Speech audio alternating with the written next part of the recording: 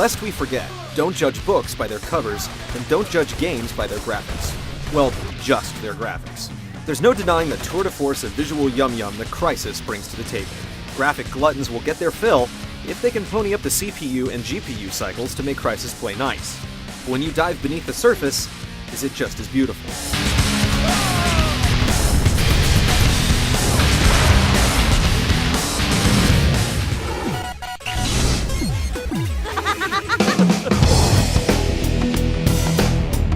Apparently, U.S. foreign policy is alive and kicking in 2020 with the help of U.S. Army Delta Force soldiers in state-of-the-art nanosuits.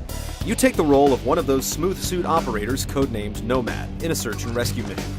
Some researchers have been kidnapped by North Korea and are being held on the Lingshan Islands, but nothing seems to be going according to plan. Crysis ping-pongs Nomad around the vast islands through a series of missions and discoveries.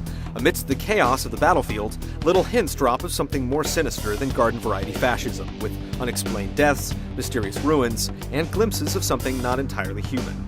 All of its military bravado meshes well with the pressurized sci-fi elements, which eventually explode, giving the plot a brief but blunt bend, before culminating in a mishmash of the two. Think Predator with a bigger food chain.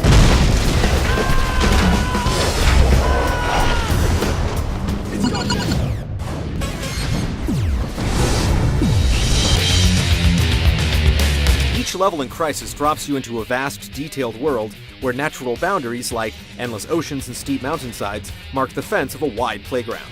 This playground is filled with various objectives to keep the plot flowing, but when you cut out the narrative, it really boils down to getting to a specific point and sometimes clearing it of enemies. How you get there and how you dispatch them is up to you, with the help of the nanosuit, which gives you the ability to use stealth, speed, shields, or strength, giving a myriad of ways to take on any situation. You can go in guns blazing with shields up on the open road, or try sneaking up cloaked on a combatant through the jungle. Or even use strength and speed to race by soldiers, high jump onto some cliffs and start sniping, or even keep running and bypass them altogether on the way to the next checkpoint. There are occasional areas that may require a more linear playstyle, but they're usually directing you to face off against a new threat, try out a new weapon, or position you for a plot shift. There's also a brief sci-fi interlude midway through the game that is much more straightforward, though more disorienting as you spend it freed from the confines of gravity. And just when taking on soldiers starts feeling monotonous and close encounters of the third kind wear out their welcome, the two coalesce into a new icy ridge to overcome. Multiplayer offers standard deathmatch and a new mode called Power Struggle, where players start with stripped-down nanosuits and a pistol, where frags can be traded for more weapons and suit upgrades as your team attempts to acquire stronger weapons to take down the enemy base. They're both fun, and some of the strategy elements in Power Struggle are neat, but it's not the next level of online fragging.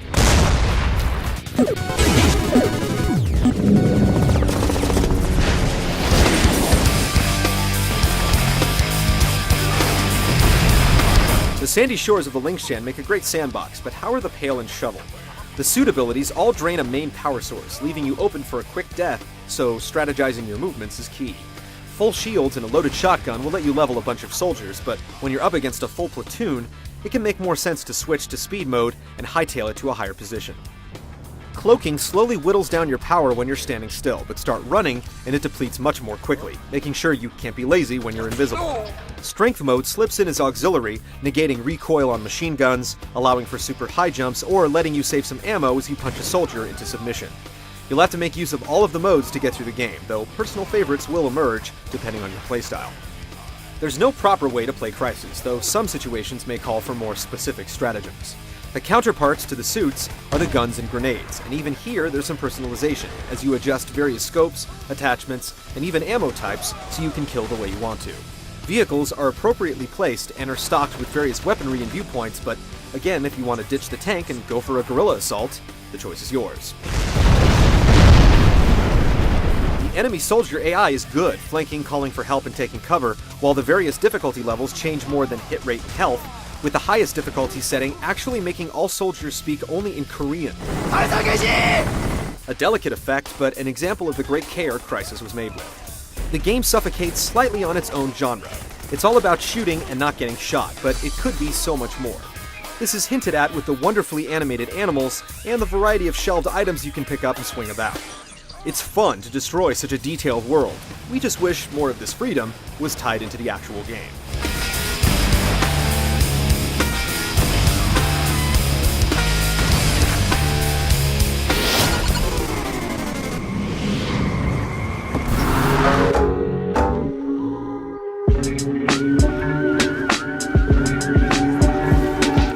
easy to see that Crysis is meant to be run on computers from the future.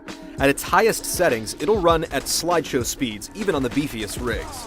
Screenshots may look like reality, but if you actually want to play the thing, you'll have to kick it down several notches, where it goes from being mind-blowing to just another great-looking game. There's no denying that even running in DirectX 9 at medium quality, the graphics and the physics from the snowflakes to foliage are gorgeous, but for everyone who hasn't spent $5,000 on a new PC in the past month, it's not the revolution that was televised.